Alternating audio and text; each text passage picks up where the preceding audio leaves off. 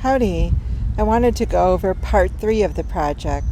Make sure you reviewed parts 1 and 2 before looking at part 3, since every part depends on the part before.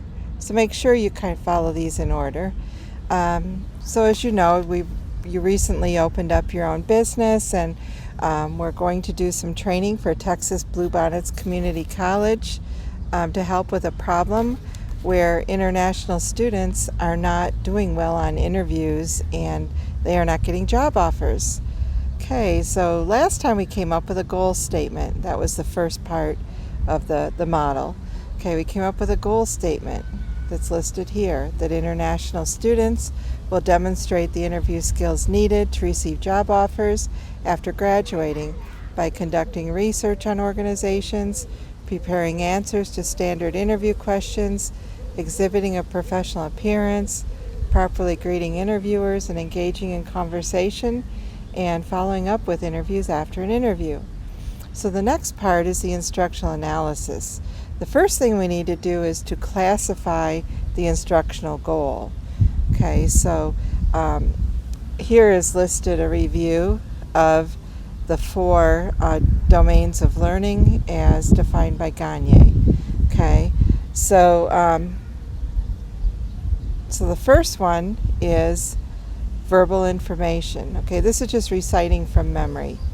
Okay, things like stating the state capitals, stating rules for scoring in a tennis match. So it's sort of a memorization thing where someone memorizes and then recites back. Intellectual skills, and this is what most of our training is based on when we do HRD type training. And intellectual skills require the learner to perform some cognitive activity to solve a problem. Okay, and this goes over the various types of problems that learners could solve. Okay, the third type is a psychomotor skill.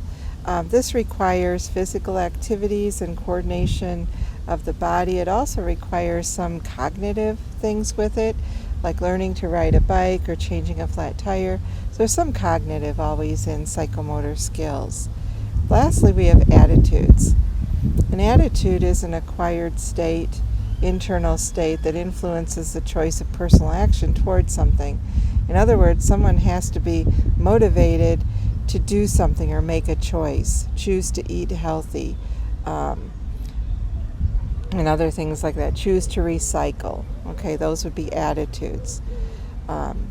So Gagne believed within these categories that some qualities of performance apply. In other words, what Gagne is saying is that we can have a similar strategy for training that falls under, for instance, intellectual, even though the subject matter is quite different. Okay, we can come up with a similar strategy. Okay, so let's look at our instructional goal right here. So if you look at this, you can see that it appears to be partly attitudinal and mostly intellectual. It's attitudinal because the students have to decide that they want to do this. Okay, so that makes it an attitudinal. It's also intellectual because they have to navigate and choose these behaviors, and oftentimes in complex social situations. Okay, so that becomes more of an intellectual.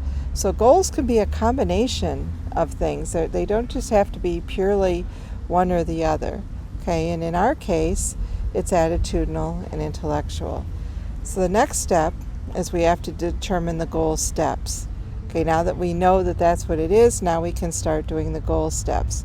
And this is just a step-by-step what a person would be doing if they were carrying out the goal. Okay, so what exactly will these students be doing if they're demonstrating they could already perform the goal? So we go and and this could take several attempts to do this. It's not an easy thing. So we would kind of write this out on paper. We would try to flow chart that.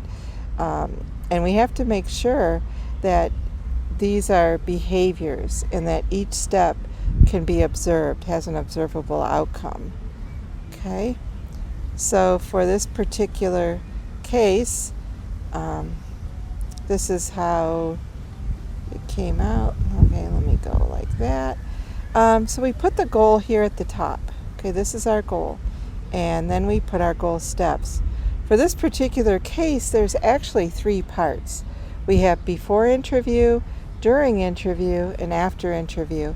Because if you think about it, that's huge. There are many, many steps if you consider the process from getting ready for an interview to when you follow up.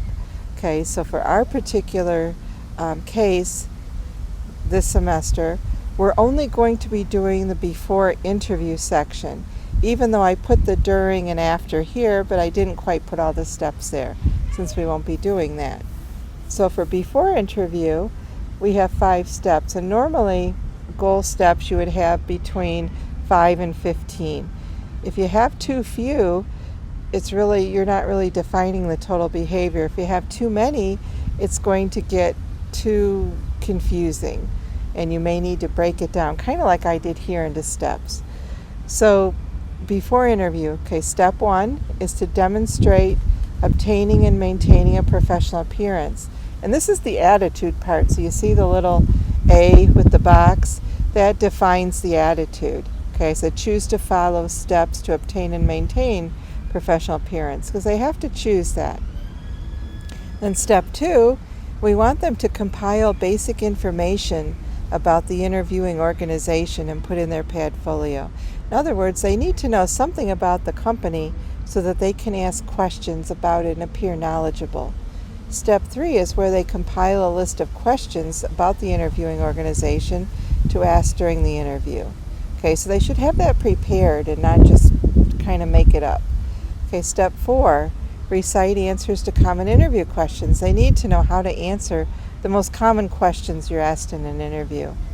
Okay, and then step 5, move this over. Step 5 is to obtain and bring a Padfolio, pen, and notes to the interview.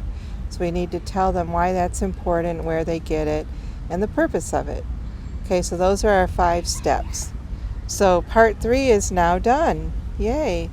Okay, so I hope you followed along with this. Make sure you read the book and look this over, talk about it with your group, and I look forward to telling you about part 4. Thank you.